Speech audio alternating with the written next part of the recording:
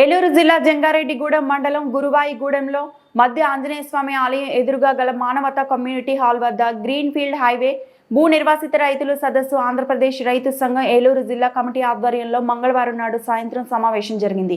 Service రోడ్ల నిర్మాణం చేయాలని, రైతులకు పరిహారం పెంచాలని, గ్రీన్ ఫీల్డ్ హైవే నిర్మాణంలో వస్తున్న సమస్యల పరిష్కారం కోరుతూ తీర్మానాలు చేశారు.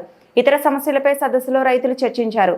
హైవే నిర్మాణానికి భూమి ఇచ్చిన రైతులకు హామీలు అమలు చేయకుండా మోసం చేశారని రైతులు ఆవేదన వ్యక్తం చేశారు. తమ సమస్యలు పరిష్కరించకపోతే చెలో కలెక్టరేట్ హైవే దిగ్బంధం చేస్తామని రైతులు హెచ్చరించారు. ఈ కార్యక్రమంలో 5 మండలాల రైతులు పాల్గొన్నారు.